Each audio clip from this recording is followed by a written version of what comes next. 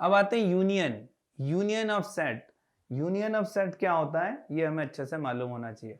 The union of set A and B is the set of all elements which belong to A और to B और to both. It is denoted by the sign A union B. मतलब ऐसे दो sets दे रखे हैं, तो उन सभी एलिमेंट्स का कलेक्शन यानी कि सेट, सेट ऑफ ऑल, किन एलिमेंट्स का कलेक्शन जो या तो ए को बिलोंग करते हो या बी को या दोनों को बिलोंग करते हो।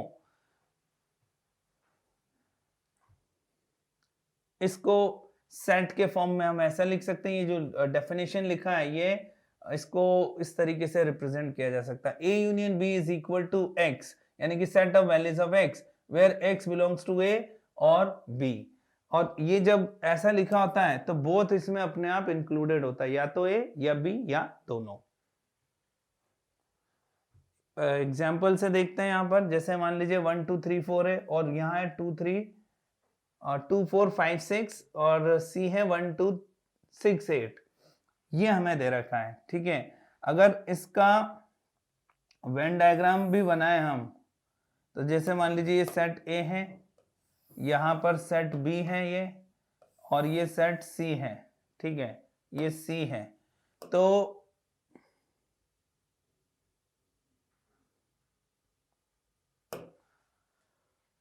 ए और बी में अगर हम देखें तो ए और बी में 2 और 4 कॉमन है, ठीक है। तो यहाँ पर हमने लिख लिया 2,4। ऐसे लिखने की ऐसा कोई जरूरत नहीं यूनियन फाइंड करने के लिए, लेकिन इसको समझने के लिए लिख रहे हैं बस 2 4, ठीक। और यहाँ पर जो बी और सी है, बी और सी में हमें दिख रहा है, अच्छा पहले तीनों में कॉमन वाला देख लेते हैं।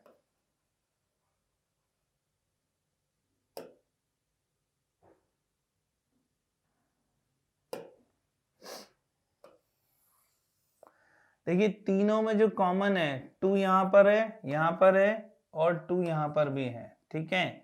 यहाँ 1 है, वहां 1 है, यहाँ 1 नहीं है। 3 इसमें नहीं है, और 6 इन दोनों में, इसमें नहीं है। 4 इसमें है, उसमें नहीं है। तो इसमें जो कॉमन है तीनों में वो है 2, ठीक है। अब ऐसा हम देख रहे हैं जो केवल ए और बी में कॉमन हो। ए और बी में क्या कॉमन है? 4 कॉमन है, ये 4 कॉमन है। इसके अलावा ए और सी में 1 कॉमन है, ए और सी में 1 और 2 कॉमन है इनफैक्ट। तो 2 तो पहले ही लिख लिया, 1 कॉमन यहां पर है। और बी और सी में हम देखें, बी और सी में तो यहां पर कॉमन क्या है? 6। बी और सी में 6 कॉमन है, और सी में 8 बिल्कुल अलग है। यहाँ पर यहाँ 3 है, ठीक है, और इधर 5 और है। अब ऐसा केवल एक रीजन से बताया है कि अब हमें इसका जो है सपोज यूनियन फाइंड करना, A union B union C, suppose ये फाइंड करना है। तो इसका मतलब है कि वो सब एलिमेंट्स जो या तो ए को बिलोंग करते हो या बी को या सी को, या दोनों ए और बी को, बी और सी को, सी और ए को, या ए बी सी को, तो वो सारे एलिमेंट्स क्या आ जाएंगे? 1 2 3 4 5 6 एंड 8, ये सब आ गए। तो ये इसका हमारा आंसर हो जाएगा, ठीक है। तो हमने सारे एलिमेंट्स ले लिए, कुछ भी इसमें हमें छोड़ना नहीं होता है, इस तरीके से। ये देखिए A union B union C क्या गया? 1 2 3 4 5 6 एंड 8। वो डायग्राम बनाने की ऐसा जरूरत नहीं थी, ठीक है। चलिए अब आते हैं कुछ इंपॉर्टेंट पॉइंट्स पर। तो ऑब्वियस सी बात है A union B will be equal to B union A, मतलब ये कम्यूटेटिव लॉ को फॉलो करता है। A subset of A union B, obviously A जो है वो इसका सबसेट होगा और बी भी ए यूनियन बी का सबसेट होगा, क्योंकि हम तो सभी इंक्लूड कर रहे हैं। अब यहाँ पर ए यूनियन बी को हमें बताना है कि ए यूनियन बी क्या होगा इस डायग्राम में।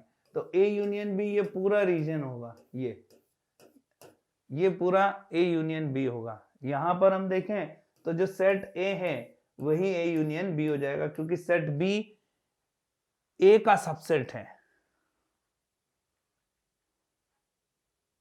जैसे ये है, इसमें ए यूनियन बी हमें बताना है, ये ए यूनियन बी हो जाएगा। सेम यहाँ पर सेट बी ही ए यूनियन बी के इक्वल होगा। सब ले लो, ए के भी सारे एलिमेंट्स ले लो, बी के भी ले लो, जो दोनों में कॉमन है वो भी ले लो। ए यूनियन बी इतना सिंपल होता है। अब जैसे यहाँ पर ये है कि सेट ए दे रखा है, बी दे रखा है, सी दे रखा है और बोल रहे हैं find A union B union सी।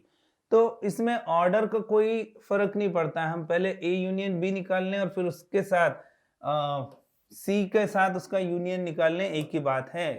जैसे सपोज ए यूनियन बी, अब ये सिंपल है, इसके लिए डायग्राम बनाने की जरूरत नहीं होती है। तो ए यूनियन बी, तो 1 2 3 4, 1 2 3 4 ये तो आना ही चाहिए, ये भी आना चाहिए। तो इसमें 2 और 4 पहले आ चुका है, 6 और 8 रह गए थे, तो 6 और 8 और लिख लेते हैं। तो ये है 1 2 3 4 6 8। अब A union B union C find कर रहे हैं, तो सी के साथ इसका यूनियन लेंगे। तो अब क्या होगा, ये सारे एलिमेंट्स तो रहेंगे ही, 1 2 3 6 8 तो रहेगा ही। तो अब इसमें आप देखेंगे तो 3 6 और 3 4 6 तो पहले से ही है, ठीक है। केवल एक रह गया था 5, तो इसमें 5 को और इंक्लूड कर लेते हैं, 5 6 8। तो ये जो है ये हमें यहां से इसका यूनियन मिल जाएगा। ये यूनियन मिल गया। सिमिलरली अब ये जो क्वेश्चन है, पहले बी यूनियन सी फाइंड, ये सेम ही आएगा और यहां से हमें समझ में आ जाएगा कि ये जो है डिस्ट्रीब्यूटिव लॉ को भी, एसोसिएटिव लॉ को भी फॉलो करता है। तो यहां पर पहले जैसे हमने बी यूनियन सी फाइंड किया, B union C, B union C इन दोनों में देखेंगे तो आगे 2 3 4 5 6 8। अब ए के साथ इसका union, A union of B union C. तो अब इसमें क्या रह गया, देखा जाए तो केवल 1 इसमें नहीं है। तो अब जब हम इसका यूनियन लेंगे तो ये एलिमेंट और इसके एलिमेंट, जिसमें 2 3 4 पहले ही आ चुका है, तो आंसर आएगा 1 2 3 4 5 6 8। तो ये दोनों सेम ही होंगे। नाउ इंटरसेक्शन, इंटरसेक्शन का मतलब है कॉमन वैल्यूज को लेना। जैसे वहां पर हम वो एलिमेंट्स ले रहे थे और उसको सेट की फॉर्म में लिख रहे थे जो या तो ए को बिलोंग करते हैं या बी को या दोनों को। यहाँ पर कॉमन वैल्यू हमें लेना होता है। The intersection of sets A and B is the set of elements which are common to A and B. Intersection of sets A and B is denoted by A intersection B। तो इसको इस तरीके से हम denote करते हैं, intersection का ये साइन है, कॉमन वैल्यू लेना होता है। जैसे ये है अच्छा, तो इसको एक सेट की फॉर्म में, ये जो डेफिनेशन लिखा उसको इस फॉर्म में लिखा कि A intersection B is equal to X where X belongs to A and X belongs to B। Common value है, एंड लिखा है, पहले और था यहां पर। अब एग्जाम्पल देख रहे हैं हम यहां पर, जैसे ये ए बी और सी हमें दे रखा है, इसका इंटरसेक्शन फाइंड करना है, तो तीनों में जो कॉमन है वो हमें बताना है। तो A intersection B intersection C equal to, देखिए यहां पर, यहां 1 नहीं है तो ये तो आएगा नहीं, 2 है यहां पर, यहां तीनों में 2 तो है, तो 2 तो हमें इंक्लूड करना ही है। अब यहां 3 नहीं है, यहां 3 है, यहां 3 नहीं है, तो उधर 3 देखने की जरूरत नहीं है। अब 4 यहां भी है, यहां है, लेकिन वहां नहीं है, तो इसका जो कॉमन, इसका जो इंटरसेक्शन आएगा वो क्या आएगा, केवल सिंगलटन सेट, मतलब एलिमेंट 2। बस ये इसका आंसर होगा, जैसे कि आंसर यहां पर लिखा हुआ है 2। अब इसमें हमें ए इंटरसेक्शन बी बताना है, तो ए इंटरसेक्शन बी क्या आएगा, कौन सा पार्ट कॉमन है, ये पार्ट कॉमन है, तो ये इंटरसेक्शन बी है। यहां पर बी सबसेट ऑफ ए, ठीक है, तो ये इनका कॉमन वैल्यू ये आएगा।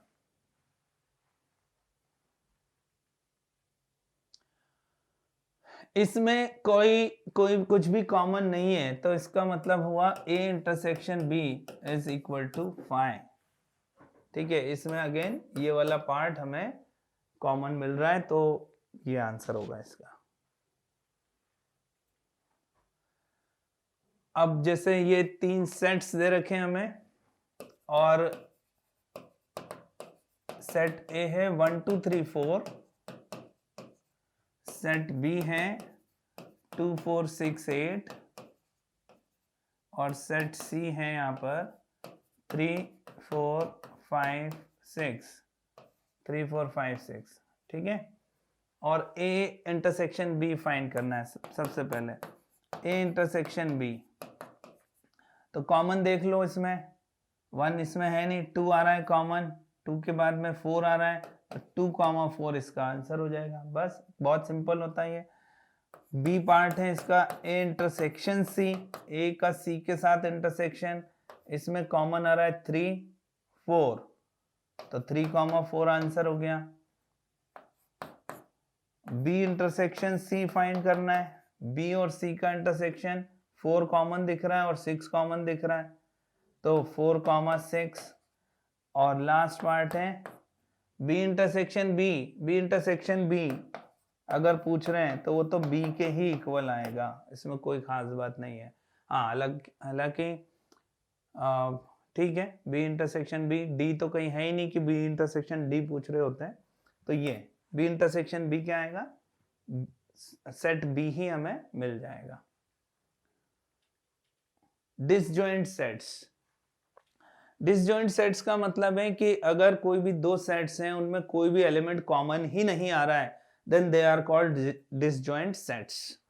तो ये इसकी डेफिनेशन है, if two sets A and B have no common elements, that is no element of A is in B and no element of B is in A, then A and B are said to be disjoint sets।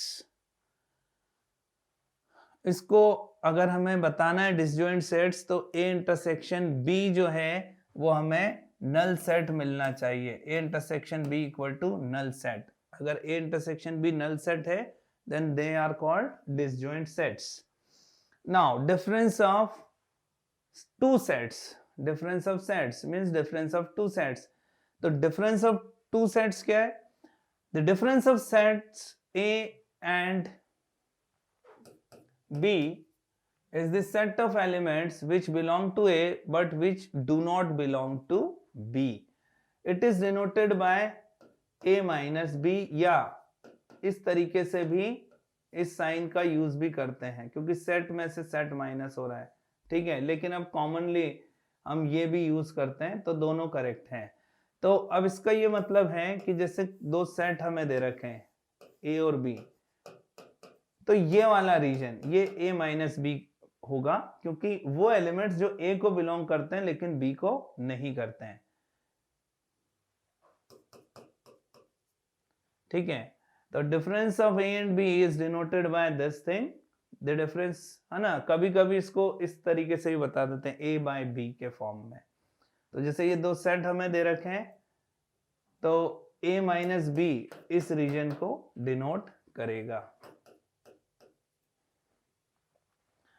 अब A minus B जो है वो subset of A होगा। Obviously this shaded region is subset of A, इसी का part है ये, तो ये पहला पॉइंट है। और A minus B equal to A minus A intersection B, बिल्कुल ये जो है ये A में से अगर A इंटरसेक्शन B माइनस कर देंगे तो हमें A माइनस B मिल जाएगा।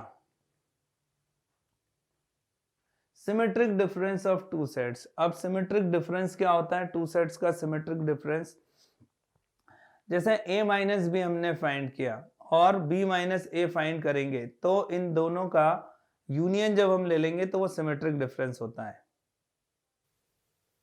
सपोज A और B वो दो सेट्स हैं, तो इन दोनों का जो डिफरेंस है A माइनस B और B माइनस A, और इनका यूनियन ले लिया, तो वही सिमेट्रिक डिफरेंस है।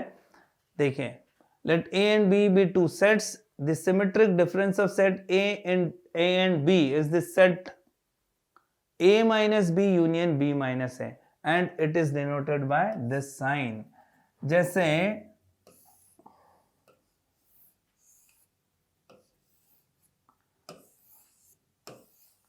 ये दो सेट हमें दे रखे हैं, तो A minus B,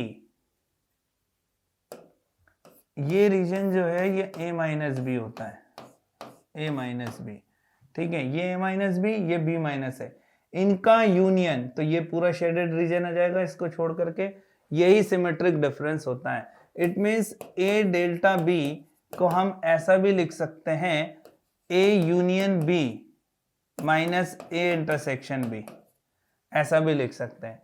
A union मतलब पूरा पार्ट, उसमें से A इंटरसेक्शन B माइनस कर दिया तो ये सिमेट्रिक डिफरेंस हमें मिल जाएगा।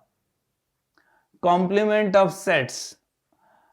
The complement of a set A with respect to the universal set U is the difference of U and A. Basically क्या है कि जैसे हमें कॉम्प्लीमेंट फाइंड करना है, ये यूनिवर्सल सेट है और इसमें कोई सेट A है, सपोज ये सेट A है, तो कॉम्प्लीमेंट ऑफ A का मतलब है A के अलावा जितने भी एलिमेंट्स हैं उस यूनिवर्सल सेट में, तो उस यूनिवर्सल सेट के रेस्पेक्ट में ये A डैश को रिप्रेजेंट करेगा, A प्राइम और A dash. Complement of set A is denoted by A bar से भी बताते हैं, A कॉम्प्लीमेंट से भी बताते हैं, A डैश से भी बताते हैं, ठीक है। और यहां फिर से मेंशन किया, thus A bar is the set of all elements of the universal set which do not belong to set A। वो सारे एलिमेंट्स जो सेट A को बिलोंग नहीं करते हैं, लेकिन उस यूनिवर्सल सेट के बाकी के एलिमेंट्स को हमें, सभी एलिमेंट्स को लेना है, जो A को बिलोंग करते हैं उसको एक्सक्लूड करना होता है। डेफिनेशंस हैं ये सब, ठीक है, सम यूजफुल प्रॉपर्टीज। अब यहां A यूनियन A जब हम फाइंड करेंगे तो ऑब्वियसली यूनियन फाइंड कर रहे हैं तो यूनिवर्सल सेट ही आएगा इसमें, ठीक है। और अगर A इंटरसेक्शन फाई के साथ A का इंटरसेक्शन करेंगे तो फाई आएगा, क्योंकि इंटरसेक्शन में कॉमन वैल्यूज लेते हैं और फाई मतलब नो वैल्यू, तो फाइनल आंसर भी यही आएगा। फाई का जब हम ये कॉम्प्लीमेंट फाइंड करेंगे तो यूनिवर्सल सेट मिलेगा, यूनिवर्सल सेट का कॉम्प्लीमेंट फाइंड करेंगे तो फाई मिलेगा,